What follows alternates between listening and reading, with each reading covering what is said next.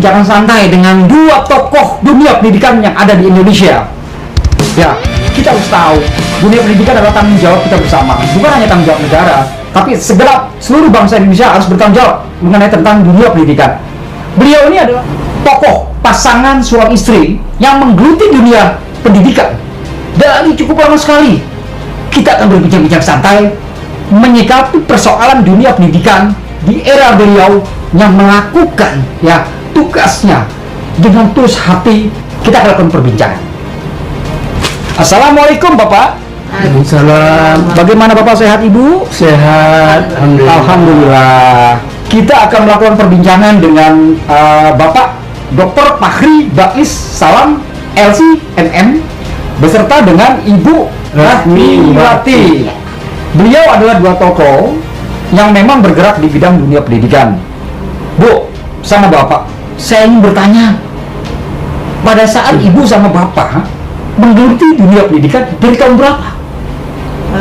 Mulai kita kegiatan tahun 1985. 85? 85 ya. Mulai. Berarti sudah kurang lebih 30 tahun lah kurang lebih ya? Iya. Kurang lebih ya? Bu, bicara tentang dunia pendidikan, kalau saya Bu Hidayat suruh melakukan pengajaran pendidikan sama anak-anak yang biasa di lingkungan perkotaan, mungkin bisa. Tapi kalau disuruh mendidik anak-anak dalam, suku anak dalam, jaraknya juga kalau kita melakukan pengabdian kan sangat berkilo-kilo ke dalam Ya. dan tembus hutan, seberang sungai. Kok Bapak Ibu mau sih? Bingung saya. Kan masih banyak di tempat lain yang lebih enak. Apa tantangannya sih mendidik anak-anak suku dalam? Nah, ini menarik. Iya. Yang pertama, Ya. saya pernah di Amerika dulu melihat film yang menayangkan suku Dayak, Ya. suku terbelakang lah. Iya. Sehingga saya sedih sendiri, kok begini daerah kita Indonesia ditayangkan di negara maju. Iya. Nah itu saya berniat saya balik ke Indonesia nanti saya akan mendidik dan mengumpulkan anak-anak suku pedalam itu. Itu tujuan Pak, supaya mereka bisa maju nanti. Iya, jadi bayangan-bayangan kesedihan itu akhirnya harus Bapak aktualkan ke negerinya sendiri ya Pak ya? Iya. Karena Bapak melihat suku, kalau nggak salah, suku-suku Apache lah contohnya ya Pak ya? Iya. Mereka kan terbelakang dalam dunia teknologi dan sebagainya. Iya. Jadi itu masukan buat Bapak bisa mentransfer ilmu itu di Indonesia ya Pak ya? Iya. Jangan sampai nasib anak-anak generasi Indonesia seperti itu ya Pak ya? Iya Pak. Luar biasa pemirsa. Luar biasa, saya sendiri nggak bisa menahan bagaimana ya gitu loh. Kita harus memberikan edukasi sama suku anak dalam, Bapak dan Ibu. Bu, nah Ibu ini dibalik seorang pria tangguh, pria yang berhasil, pria yang sukses, tentunya tidak lepas dari peranan seorang istri ini. Ibu seperti apa Bu mendampingi Bapak? Apakah Ibu menyetujui mengikhlaskan Bapak untuk berjuang di dunia pendidikan? Seperti apa Bu? Ya. Ide ini kami cetuskan juga berdua bahwa kalau kita tidak pergi ke pedalaman, siapa lagi gitu. Betul ya. Jadi kalau kita yang masih ingat dan sangat peduli sama mereka, ya kita maju dulu. Kalau ditunggu-tunggu ya kan tidak jadi-jadi. Betul. Sehingga kami cari tahu lah gimana caranya untuk bisa sampai ke daerah hutan di suku Talamama itu dengan banyak informasi. Mulai kami masuk ke dalam itu sekitar tahun 85. 85. Cuma ya berulang-berulang karena namanya orang suku dalam. Iya. Dia menerima kita-kita yang sudah begini itu biasa negatif terus. Bahwa kita yang datangi apakah mau menjual anaknya, mau membunuh anaknya, mau merampok anaknya. Jadi itulah yang berulang-ulang kita harus memahamkan mereka bahwa kita benar-benar mau mengajak anaknya ke Pekanbaru, mau disekolahkan. Kalau sudah sekolah kita janji dikembalikan. Oh gitu, jadi tantangannya ketika Ibu ingin melakukan pengabdian, memberikan supaya mereka punya pendidikan ya, tapi penerimaan suku anak dalam tidak mudah ya. Jadi tetap mereka memprotek dirinya ya Bu ya, dari dunia luar yang dianggap modern ya. Oke. Dan Ibu sudah bisa meyakini itu. Yang jadi sangat menarik pemirsa, suku-suku anak dalam, mereka adalah orang-orang terbelakang ya, yang tinggalnya di hutan-hutan, di pedalaman. Mereka tidak mengenal dunia pendidikan secara utuh. Ya. Kedua tokoh inilah, kedua tokoh dunia pendidikan ya yang dimiliki oleh bangsa kita, khususnya untuk wilayah Riau Pekanbaru ya Bu ya. Iya. Saya ingin bertanya, dari pertama Ibu mengabdikan diri Ibu di dunia pendidikan, khususnya bagi suku-suku anak dalam, itu kok saya boleh tahu dari jenjang SDK sampai SMAK sampai perguruan tinggi itu seperti apa Ibu? Ya, ya. Kalau mengambil anak suku dalam, kita tahu bahasa SD negeri adalah gratis. Gratis. Karena itu kita masuk ke sekolah SD negeri. SD negeri. Baru di tingkat SMP-nya, SMP-nya kita dirikan sanawiyah. Asanawiyah. Sebab sudah kita Coba mereka lulus dari SD negeri, Ya. kita masuk ke SMP negeri. Iya. Tapi harus membayar uang muka dan SPP. uang sekolah. Dan kami tidak sanggup, Iya. sehingga kami minta izin ke Kanwil agama. departemen Ya, kanwil agama untuk mendirikan sanawiyah. Awalnya Karena itu awalnya kita mendirikan sekolah. Jadi pemirsa seperti itu, coba bayangkan ya betapa tulusnya kedua tokoh ini sehingga ingin terus berbuat banyak untuk bangsa kita ya, untuk generasi kita. Coba bayangkan perjuangan mereka. Saya ingin bertanya lagi sama Bapak sama Ibu. Yayasan Al-Huda kalau nggak salah, Ibu dalam yayasan tersebut diposisikan sebagai apa?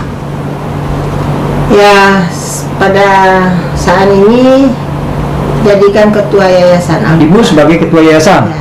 Sementara Bapak kalau saya nggak salah nih, Ya, sebagai Bapak yang pendirinya. pendirinya, pendiri yayasan Al-Huda. Iya. Kalau saya boleh tahu sudah berapa banyak yayasan Al-Huda yang sudah tersebar, yang sudah terbangun? Maksudnya? Sekolah. Di mana saja sekolahnya? Oh iya, Sekolahnya. di Pekanbaru, Sudah 10 ya. di Batam, Di Batam? dan di Pelalawan Riau. Di Pelalawan Riau? Iya. Iya. Kalau di Pekanbaru kita mendirikan MTS-nya, MTS?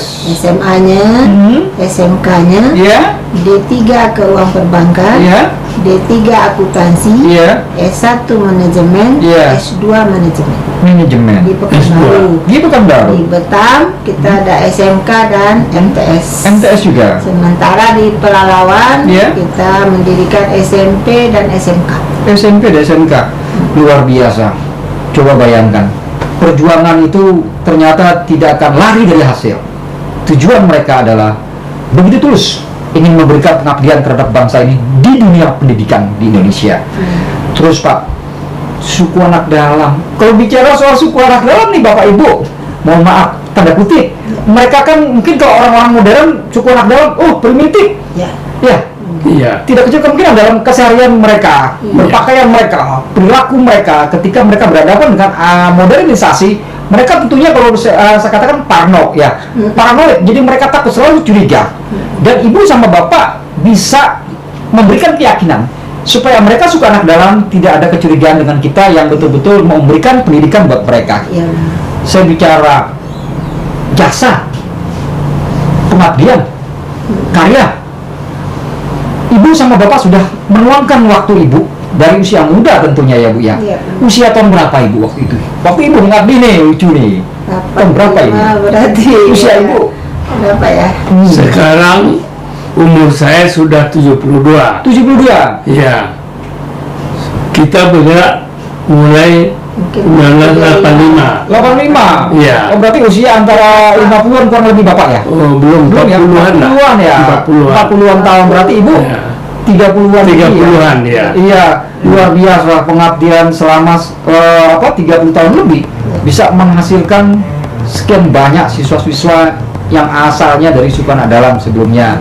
Bu, ada nggak sih kebanggaan Bu setelah Ibu bisa menciptakan anak-anak dalam, mereka bisa mengenal peradaban sampai mereka tuh berhasil di dunia pendidikan, bahkan saat ini posisinya juga kalau nggak salah ada yang di PNS, ada yang di kepolisian, ada yang di Departemen Kehutanan. Iya. Ada nggak sih Bu kebanggaan Ibu sama mereka, melihat mereka berhasil? Ya, bahagianya di situ. Nilai kepuasannya ya? Mereka Mereka udah berhasil, kita gembira. Mereka sebab sudah semua sudah hampir semua departemen dia masuki. Ada misalnya bank, ada yang kerja di bank. Sukarnegara. Wah ya, bahkan pimpinan bank di mana? Daerah Pasir. Kunto Darussalam. Kunto Darussalam. Punto Darussalam. Punto Darussalam. Sudah pimpinan dia tuh. Pimpinan sebuah bank. Iya. Bank pemerintah. Bank Riau. Bank Riau. Iya. Berarti bank Pemprov ya? Iya. Jadi pimpinan. Iya. Bekas siswa Bapak. Iya. Bapak. Anak suku dalam. Suku anak dalam. Iya. Bisa menjadi seorang pimpinan sebuah bank di Iya. Provinsi Riau. Bayangkan pemirsa, seperti itu. Terus lain lagi Pak? Yang lainnya? Yang lainnya Ya, ada jadi polisi. jadi polisi Ya di Batam. di Batam. Di situ ada kepala desa. Jadi Di kepala desa. daerah lain, iya. Di daerah lain. Ada TV namanya pernah kepala desa. Oh, Daerah Talang Mama. Talang Mama. Jadi suku itu namanya suku Talang Mama. Ya. Dalam Mama. Talang Mama. Ya. Itu ada inci, ada TV, ada bengkel di sana. Ada sisir. Iya, Sisir itu namanya. ada. Oh, jadi namanya ini luar biasa lucu ya Bu ya? Iya. Karena memang mereka berasal dari suku anak dalam ya, tidak seperti Mereka kita. oke aja. Mereka oke ya, nggak ada merasa minder dengan nama. Nggak ada ya? Bahkan kita ingin rubah kemarin namanya, Tak mau. dia tak mau. Nggak usah lah, biar ini nama saya. Mereka bangga Mereka dengan bangga. nama suku anak dalam. Nah, Mereka siap menghadapi kehidupan di dunia luar. Iya. Apakah nanti diskriminasi atau istilahnya dibully, mereka nggak khawatir Pak. iya, ada namanya sisir juga. Nama? Itu jadi Tamat S1 di Taman taman satu dia. Iya. Satu manajemen. Kita sisir. Jadi kerjanya di Koperasi. pendidikan ya. Koperasi. Ya. Di koperasi. Iya. Pak, saya ingin tanyakan, kalau saya jadi seorang sutradara sangat menarik sekali apa yang sudah Bapak sampaikan, sama Ibu sampaikan seputar dunia pendidikan. Sini kan lihat tantangan kalau nggak salah. Iya. Perjuangan Bapak sama Ibu ya, yang mau bersusah-susah masuk ke dalam hutan ya, yang tentunya kehidupannya pun terbatas di sana, tapi rela. Sedangkan Bapak sendiri kan kalau nggak salah nih Pak ya, Bapak kan lama di Amerika ya? Di Inggris lama juga. Oh sama ya, Ibu juga sama di luar juga ya? Kita ikut aja. Ikut aja. Coba bayangkan, beliau ini orang yang sebetulnya sudah kalau boleh dikatakan mapan dalam pribadi mereka sudah di luar negeri, tapi karena mereka terpanggil ya ingin memberikan berbuat banyak untuk bangsa dan negara di sini, sehingga beliau rela bersusah-susah untuk menciptakan anak-anak bangsa yang betul-betul diharapkan untuk negeri ini, seperti itu. Pak sama Ibu, pesan terakhir, ada nggak keinginan dari bahan cerita Ibu, cerita Bapak pengalaman ya, pahit dan getirnya perjalanan Ibu sama Bapak untuk menciptakan anak-anak bangsa, khususnya khusus anak dalam, sampai mereka sudah berhasil ya? Ada nggak keinginan membuat sebuah film, menirangkai, menceritakan perjuangan Ibu? Kira-kira ada nggak sih keinginan seperti itu? Pasti. Ada ya keinginannya. Kalau ada sutradara ataupun perusahaan film yang ingin membuat dari Bapak difilmkan, apakah Ibu setuju sama Bapak? Sangat. Sangat setuju ya. Tentunya. Boleh kalau Bapak datang ke Riau, Oh gitu ya. kita bawa ke kampung mereka itu. Kampung mereka ya? Ada. Iya. Kita temuin anak tuh. Oh gitu. Boleh. Silakan. Pemirsa, seperti itu bincang-bincang kita dengan Bapak dan Ibu, salah satu dua tokoh pendidikan yang ada di wilayah Riau ya, seperti itu. Nah Ibu nih, ada sebuah pertanyaan yang menggelitik bagi saya, khususnya mungkin bagi yang mewakili dari masyarakat Indonesia. Ibu concern di dunia pendidikan, ada informasi yang mengatakan kalau Ibu kayaknya mulai aktif di dunia politik. Tujuannya apa sih Bu? Apakah Ibu kepengen dengan berpolitik bisa memberikan perbaikan di dunia pendidikan? Harapannya gimana? Atau gimana Bu? Ya, karena sepertinya banyak kebijakan itu kan melalui orang-orang yang duduk Iya. di politik. Iya. Jadi terutama saya sangat berharap sekali dunia pendidikan kita ini lebih greget lah dari hari ini, karena kita masih sedih melihat ada anak-anak generasi kita yang masih putus sekolah. Luar biasa. Bagaimana caranya supaya kebijakan ini jangan ada anak yang putus sekolah? Iya. Kalau mungkin lebih bermimpi lagi, semua anak-anak kita minimal S1. Minimal S1. Minimal S1. Luar biasa ya Bu ya.